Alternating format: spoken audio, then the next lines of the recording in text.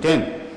And besides, banks have already been advised, as early as November 2003 for increasing the exemption limit for all MSE borrower accounts from rupees 15 lakhs to 25 lakhs based upon good track record and financial performance of the units. What is also noteworthy is that we have also enjoined upon the banks that they incentivize the staff such that the role played by the field level staff in popularizing the CGT SME scheme becomes an element in their performance appraisal. Also, the composite loan limit for availing single window finance for both working capital and term loan, this has been raised now from rupees 50 lakhs to rupees 1 crore. Also, based on the recommendations, rupees 1 crore. Also, based on the recommendations of the working group on rehabilitation of small-scale enterprises, that is the KC Chakravarti Committee, banks have been advised to put in place a loan policy governing extension of credit, restructuring, rehabilitation of potentially viable sick units, as also a non-discretionary one-time settlement scheme for recovery of non-performing loans. Banks have also been requested to give this OTA scheme very wide publicity. A good number of banks have reported compliance. Further, the progress made by banks in rehabilitation of sick, medium, micro, small enterprises, this has been less than satisfactory. This is something that continues to be a cause of concern, and that banks have been advised to strive for timely action for their rehabilitation. This position is reviewed in the state level meeting of the Interinstitutional Committee and the Empowered Committee also set up under the Regional Director of the Reserve Bank for micro and small enterprises. We have, as I said, tried to address all issues, including the issue of timeliness of credit. So therefore, we have even issued guidelines in the context of extension of timely finance to MSE units, laying down time norms for disposal of applications, opening of specialized SME branches in every district by the public sector banks. You are aware that there is a standing advisory committee constituted by Reserve Bank with the Deputy Governor as chairman and MSME ministry officials, banks and associations as members to discuss issues concerning MSEs, including credit flow.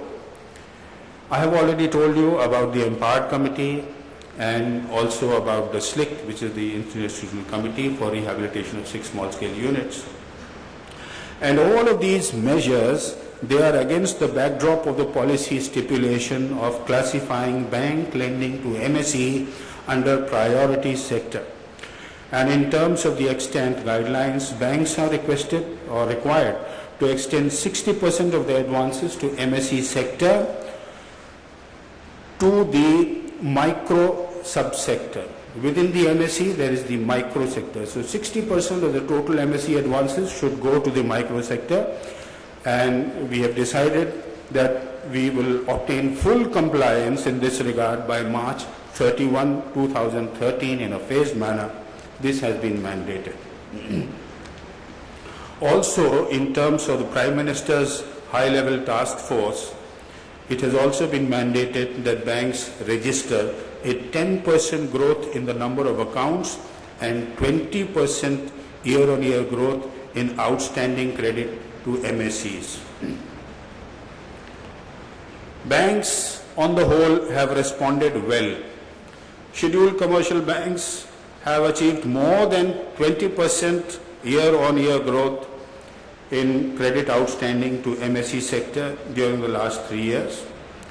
And the outstanding credit of all scheduled commercial banks to MSEs as on March 2009 increased by 42% as on March 2010, which is substantial and appreciable.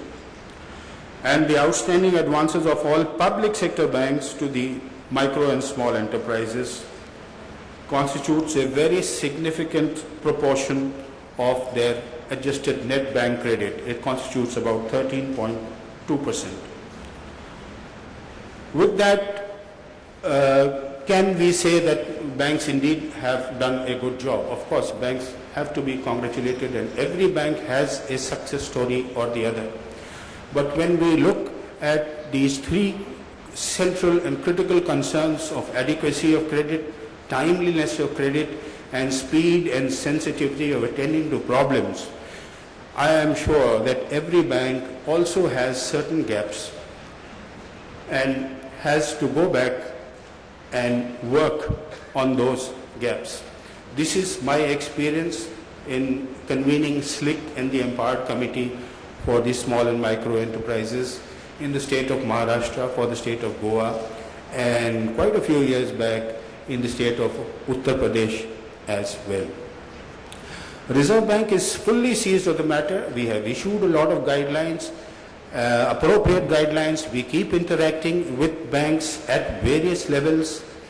But what I personally feel is that guidelines alone will probably not carry the day. What is very necessary is the proper attitudinal orientation, whereby bankers look upon this sector not as client that has been financed, but as partners in whom they have invested. And bankers, unless they see that they have an active stake in the business and their fortunes go side by side with the fortunes of the clients that they have on their books. That is why we have requested banks to look at their HR policies, we have encouraged them to organize, hold sensitization workshops for their own people, because after all, banks are expected to finance entrepreneurs, which means people with decision-making ability and risk-taking ability. But we want bankers themselves to be entrepreneurs. Bankers themselves must be able to take some studied risks so that they are not letting down a unit at a time when it needs their support. As I said, I do not want to I do not want to make it one-sided, as if there is some deficiency on the part of the bankers. No, every banker has a success story, but as I said, these are huge organizations, the sector is huge, the problems are immense, and therefore the solutions have to be tailor-made, local conditions, and local conditions are governed by the local people, the field level staff, the branch managers.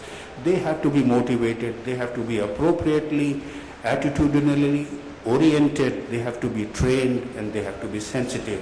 It is for this reason that perhaps suitable change in the HR outlook in banks is perhaps the need of the day. Finally, I have gone over the topics included for coverage in this summit. I am glad to observe that the canvas of discussion and the deliberation is very topical, it is comprehensive, and it is wide-ranging.